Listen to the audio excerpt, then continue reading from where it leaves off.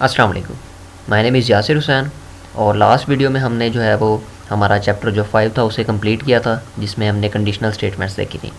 Chapter 6 में हम जो है वो लूप्स देखेंगे। तो बेसिक हम 3 लूप्स को देखेंगे, for loop, while loop, do while loop. तो मैं जल्दी से अपना प्रोजेक्ट क्रिएट कर लेता हूँ। हम जो है ये प्रोजेक्ट अपना चैप्टर नंबर 6 में सेव करवाएंगे और इस प्रोजेक्ट को मैं नाम दे रहा हूँ फॉर लूप का। तो इसके बाद मैं आपको फॉर लूप का स्ट्रक्चर सबसे पहले बताता हूँ। तो हम कीवर्ड लिखते हैं फॉर, इसके बाद इंटीजर वेरिएबल डिक्लेयर करवाते हैं इंट आई, और उसे वैल्यू देते हैं। 0 से भी स्टार्ट कर सकते हैं, 1 से भी स्टार्ट कर सकते हैं, जहाँ से हमने लूप स्टार्ट करनी है।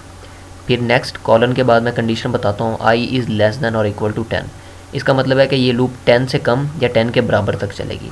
फिर हर दफ़ा आई प्लस प्लस होता जाएगा हर लूप के काउंट के बाद। इसके बाद कर्ली ब्रैकेट्स आती हैं और जो भी हम स्टेटमेंट प्रिंट करवाना चाहते हैं। जैसे कि मैं अपना नेम प्रिंट करवाता हूँ, तो सी आउट यासिर हुसैन, और उसके बाद एक न्यू लाइन इंटर होगी। तो इसे हम जो है कंपाइल एंड रन करके देखते हैं, तो देखते हैं क्या रिज़ल्ट आता है। तो आप देख सकते हैं कि यासिर हुसैन 10 टाइम्स जो है वो प्रिंट हो गया है। तो हम दोनों को कंपेयर करते हैं। तो क्या हुआ, इंटीजर हमने डिक्लेयर करवाया आई इज़ इक्वल टू 1, तो लूप 1 से स्टार्ट हुई और 10 के काउंट तक हमारी रन हुई। जैसे ही 10 हुआ, वो हमारी जो कंडीशन थी वो फॉल्स होगी और हमारी लूप जो है वो रुक गई। इसके बाद हम एक सिंपल एग्जांपल लेते हैं। हमने टेबल्स पढ़े हुए हैं, आज तक हम टेबल्स पढ़ते आए हैं छोटे होते से लेके अब तक। तो हम वही टेबल जो हैं वो इस प्रोग्रामिंग के ज़रिए से अब जनरेट करवाएंगे।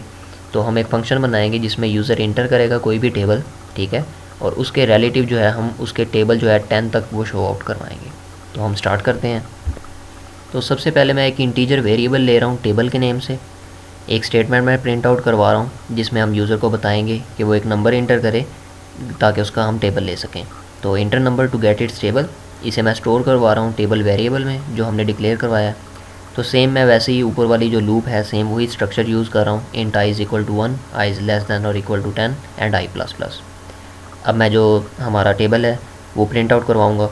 तो cout less than sign table multiply by i, यानी कि जो भी टेबल की वैल्यू होगी, मिसाल के तौर पे 2, वो मल्टीप्लाई होती जाएगी हर दफ़ा जो आई की वैल्यू है। जैसे आई फर्स्ट टाइम 1 होगा, सेकेंड टाइम 2 होगा, थर्ड टाइम 3 होगा, तो वो 1 2 3 जो है वो मल्टीप्लाई होता जाएगा और उससे रिलेटिव जो है वो आंसर आता जाएगा। तो इसे हम कंपाइल एंड रन करके देखते हैं। तो मैं टेबल दे रहा हूँ 2। तो आप देख सकते हैं कि पूरा हमारा टेबल जनरेट हो रहा है। आई की वैल्यू के साथ हमारा टेबल की वैल्यू मल्टीप्लाई हो रही है। फर्स्ट टाइम आई की वैल्यू 1 थी, टेबल 2 था, तो 2 मल्टीप्लाई बाय 1 2 आ गया। इसी तरीके से 10 तक हमारा जा रहा है। जब आई हमारा 10 हुआ, 2 से मल्टीप्लाई हुआ तो 20 आंसर आ गया। अब हम इसे थोड़ा मॉडिफाई करते हैं। इन दोनों लाइंस को मैं कमेंट आउट करता हूँ।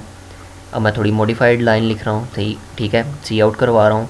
पहले हमारा टेबल का नेम आएगा यानी कि 2, फिर वो मल्टीप्लाई बाय होगा, ये स्ट्रिंग एक्स ऐसी की ऐसी आ जाएगी, फिर आई हमारा शो होगा, फिर इक्वल का साइन, और फिर हमारी टेबल की वैल्यू।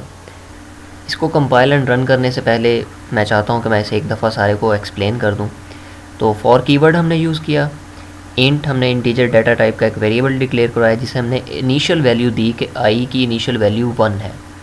इसके बाद हमने अपनी जो स्टेटमेंट है उसमें हमने चेक लगाया कि अगर आई लेस देन हो या इक्वल हो 10 के, तो फिर ये लूप रुक जाए। इट मीन्स कि अगर तो लूप 10 तक रीच कर गई है, यानी कि हमारा आई का वेरिएबल की वैल्यू 11 है, तो हमारी लूप वहीं पर रुक जाएगी और हमारी ये लूप जो है ये बंद हो जाएगी। नेक्स्ट हमने आई प्लस प्लस लिखा है। आई प्लस प्लस का मतलब है कि आई की वैल्यू हर लूप में, यानी कि हर दफ़ा जब भी एक राउंड मुकम्मल हो, तो नेक्स्ट राउंड में आई की वैल्यू जो है वो एक इंक्रीज़ कर जाए। जैसे कि फ़र्स्ट टाइम लूप रन होगी, आई की वैल्यू 1 होगी, तो नेक्स्ट टाइम उसकी वैल्यू 2 हो जाएगी। तो इसी तरह से इसकी वैल्यू जो बढ़ती जाएगी, ठीक है। और जब ये वैल्यू 11 हो जाएगी, फिर दोबारा लूप में आएगा, वो चेक करेगा कि आई की वैल्यू अगर तो 10 से कम है, तो जब 11 होगा तो आई की वैल्यू ऑब्वियसली ज़्यादा हो गई है, तो वहीं पर लूप हमारी रुक जाएगी, वो उसके अंदर नहीं जाएगा। तो ये बेसिक हमारा फंक्शनैलिटी थी इसकी, जो मैं एक्सप्लेन करना चाहता था इसे रन करने से पहले।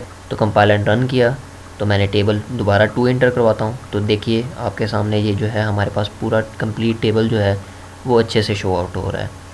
मींस कि हमारा 2 आ रहा है, मल्टीप्लाई 1 हो रहा है, इक्वल आ रहा है, और उससे रिलेटिव जो आंसर है वो हमारा शो हो रहा है।